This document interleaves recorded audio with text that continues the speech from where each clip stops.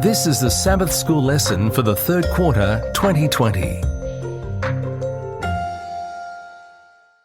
Lesson 10 for August 29 to September 4, ready for teaching on September 5, An Exciting Way to Get Involved, read by Dr. Percy Harrold.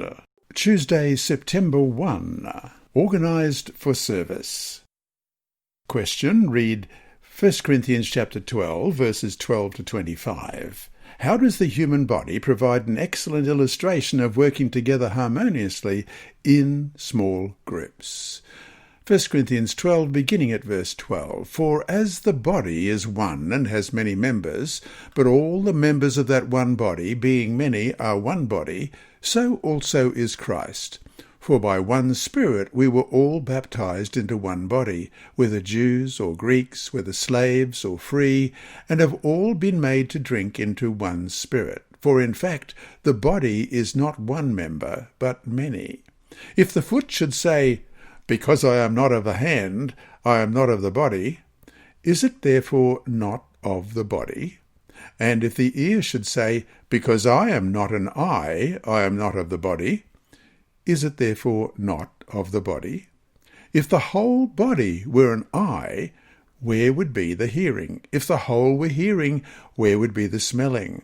But now God has set the members, each one of them, in the body just as he pleased. And if they were all one member, where would the body be? But now indeed there are many members, yet one body. And the eye cannot say to the hand, I have no need of you, nor can the head say to the feet, I have no need of you. No, much rather, those members of the body which seem to be weaker are necessary, and those members of the body which we think to be less honourable, on these we bestow great honour, and our unpresentable parts have greater modesty, but our presentable parts have no need.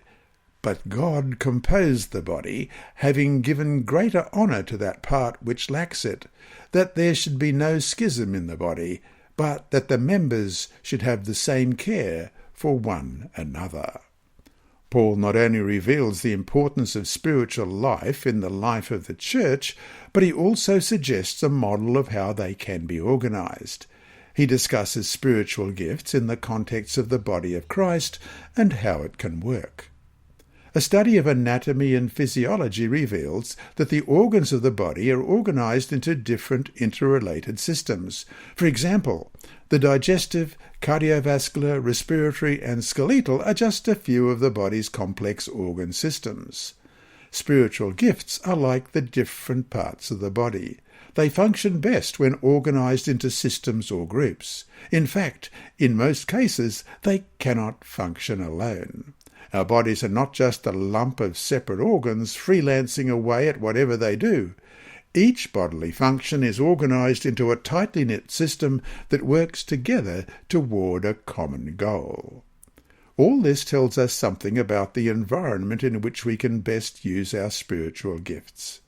It is so easy to get discouraged when we function alone, but when we are part of a small group of people with similar interests and goals, we find that our efforts can be much better focused and greatly magnified.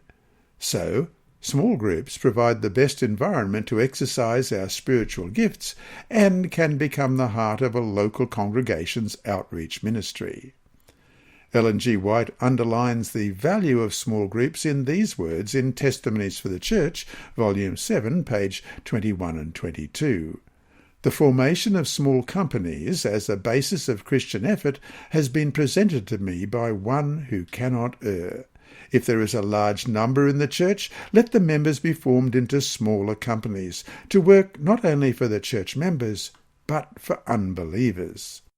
If in one place there are only 2 or 3 who know the truth, let them form themselves into a band of workers. Let them keep their bond of union unbroken, pressing together in love and unity, encouraging one another to advance, each gaining courage and strength from the insistence of the others. End of quote.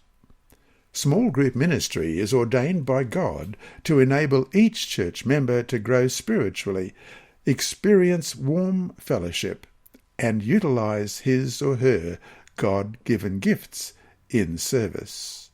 And so to finish today, reflect on Ellen White's statement above. Analyse it phrase by phrase. How can this divine counsel be implemented in your church? Hi there. Thanks for watching this video on the Advent-band Ministries YouTube channel. Please subscribe and click the bell icon to be alerted whenever we upload new videos. So, until we meet him in the clouds, may God continue to bless you. This lesson was read by Dr. Percy Harrold for Christian Services for the Blind and Hearing Impaired, Christian Record Services for the Blind, the Sabbath School Department and Hope Channel. You can also listen on the official Sabbath School 4 app and the Apple iTunes app Sabbath School with Percy Harrold. Remember, God is always faithful.